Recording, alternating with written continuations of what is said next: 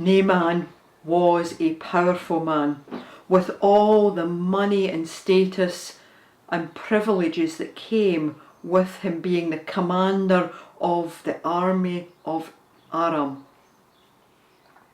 which of course included slaves and chariots and horses and gold and silver and lots of clothing. One of those slaves was a wee girl, a child from Israel who'd been taken on one of the raids that his army had commanded, and she served his wife. Now imagine being that wee girl. You've been taken captive as a result of war. What's happened to her parents? Did you see her father killed in the battlefield? Her mother also taken as a slave, maybe even raped? Them torn apart from one another, her mother sold or given to another member of the military, or sold off, maybe even prized by the king. We don't know, but either way, this wee girl is on her own as a slave, working for her enemy's wife's commander-in-chief of their army. She's not exactly in a place of power by any stretch of the imagination, is she?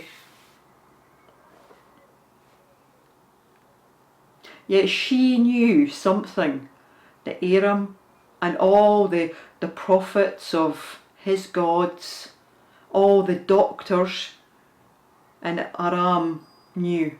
She knew that if Naaman went to Elisha would be able to cure Naaman of his leprosy. Now leprosy is, as it's described in the Bible, is a range of skin conditions, and anyone that has a skin condition which is severe, which it's not only embarrassing, it's life limiting. I have a friend where I can't remember the name of the skin condition he's developed, but it means his skin grows at a ridiculous rate, like it's renewing every couple of days, and it's constantly flaky, constantly sore, constantly hot. He can barely make it out of his bed, never mind over the door, and I think he would in an instant want a cure. There are treatments, but it is the long haul. And obviously Naaman wants a cure because skin conditions, especially because things like leprosy were infectious and the implications it had, meant people kept their distance and were wary of you, irrespective of how powerful you might be, as in Naaman's case. That wee girl knew what to do. That Naaman had to go to Israel and seek out Elisha. And because he's going into a place that he has already been at war with, he goes via his king, and his king writes a letter on his behalf to the king of Israel saying, "Can you send my servant Naaman to this prophet who can heal him?" But of course the king of Israel, when he receives Naaman, even despite the fact that Naaman's turned up with all these gifts for him, he tears his clothes in despair because he's terrified that as the weak country who've already had people taken from them, already received devastation at the hand of Naaman and his army, if he's not able to supply the goods in terms of Naaman being healed by Elisha, what terror will rain down on them? But Elisha somehow hears about the terror that the king has and he's renting his clothes and goes, "Well, send them to me. Then everyone can see that through me being God's prophet, how powerful God really is." So Naaman goes towards Elisha and stops outside his house, turning up in chariots and horses and things. And Elisha, I think it's priceless. He doesn't rise to the fact that this is one of the great and the good outside his house. He goes, aye, whatever. Sends one of his servants out and goes, tell him just to go to the Jordan and wash himself 7 times. There is a certain almost arrogance, but I think it's quite funny, because I think he's trying to teach Naaman a lesson of, you've come here, you're going to get the cure you need, but don't think that I'm going to treat you any different to anybody else just because you're the commander of a foreign army. But Naaman doesn't take too kindly to that, does he? I think it's a combination of, well, if washing would work, then why couldn't I have done it back home rather than having to trail all the way here? And the guy doesn't even have the decency to come out and speak to me. But somehow another one of his servants goes, maybe that's the point of this. If you'd been told to do something like a big pilgrimage, or give up a significant portion of your wealth, or become a hermit, you probably would have done that. Something that was big and very public and noticeable that you'd done, you probably would have done it in an instant. But maybe the fact that he's told you just to go and wash 7 times in the Jordan, with it being so simple, is a test. Is it a test that you really want cured when it is such a simple cure? I wonder if that servant was another one of Naaman's slaves who'd maybe been taken captive as a result of this raid. Maybe not, we'll never know. But somehow that servant persuades Naaman to, well, you might as well give it a go. And he washes himself in the Jordan where people supplied the water for people to drink from, for cooking, for cleaning, for washing themselves and their clothes. Just the ordinary water of that river. He washed himself in and was cleansed by the power of God. All the way through this story, it was the least powerful who were telling the most powerful,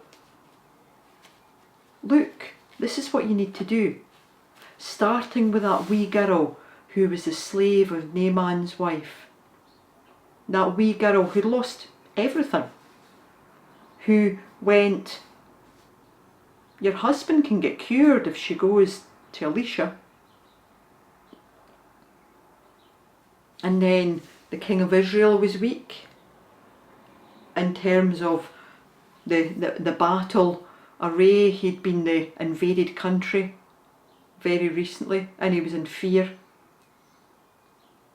And then there's a servant of Naaman who persuades Naaman, go and wash yourself. And that would have been risky, because a powerful person being told by someone that is their servant, or in this case probably slave, they don't necessarily take too well.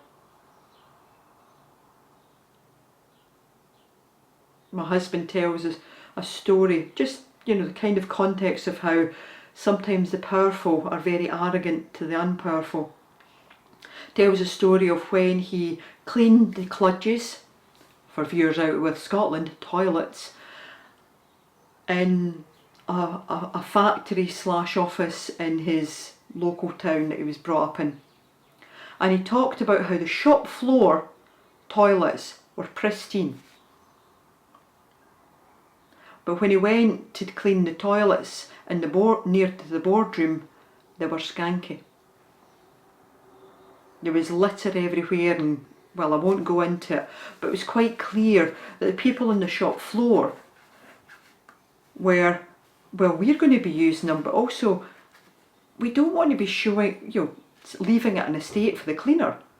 Whereas the people on the board, who were well off, who were in charge of the business, couldn't care less. Well, you're getting paid for this. It's your job to clean it up. It's the case with society so often. The people at the bottom we ignore or we overlook, or when they say things to us, be it danger or watch out or you can find this cure here, we don't listen to. And often as not children, as much as we try to tell ourselves we do listen to children. Unfortunately, they do have a better place in society than they did even when I was growing up. But ultimately, this story also shows how God spoke through the weakest in the story to bring healing to Naaman. And through the simplest of terms, simply washing himself clean. And the story that we have in the church as people of faith, as Christians, in many ways is a simple story.